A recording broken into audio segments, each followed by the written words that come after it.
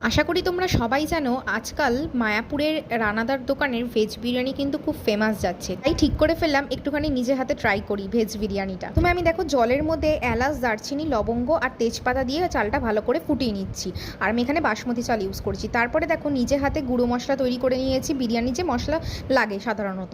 তারপর দইয়ের মধ্যে সেই মশলাটা একটু চিনি, একটু নুন, একটু আদা বাটা দিয়ে ভালো করে মেখে রেখেছি। তারপর ঘিয়ের মধ্যে তেজপাতার এলাচ ফোড়ন দিয়ে সয়াবিনগুলো আগে থেকে সেদ্ধ করে রেখেছিলাম সেটা ভেজে নিয়েছি। তারপরে যে মশলাটা রেডি করেছিলাম সেটা দিয়ে জিরের গুঁড়ো দিয়ে ভালো করে কষিয়ে নিই। তারপরে দুধের মধ্যে গোলাপ জল আর কেওড়ার জল দিয়ে রেখে দিয়েছি আলাদা করে সাইডে। ওটার মধ্যে ফুড কালারও ছিল। তারপরে কিন্তু ওই সয়াবিনের ওপর প্রথমে একটা লেয়ারে ভাত দিলাম, তারপরে দিয়েছিলাম হচ্ছে গুঁড়ো মশলা, তারপরে আবার ভাত দিয়েছিলাম, তারপরে আবার একটু গুঁড়ো মশলা, তারপরে একটু নুন, তারপরে দিয়েছিলাম হচ্ছে ওই দুধ ঘোলা জলটা দিয়ে ভালো করে এটা 10 মিনিটের জন্য ভালো করে স্টিমে দিয়ে দিয়েছি। আর আরেকদিকে কিন্তু আমি একটুখানি পনিরটাকে ভালো করে ভেজে নিয়ে ওটাকে ভুর্জি বানিয়ে ওপর দিয়ে ছড়িয়ে দিয়েছি।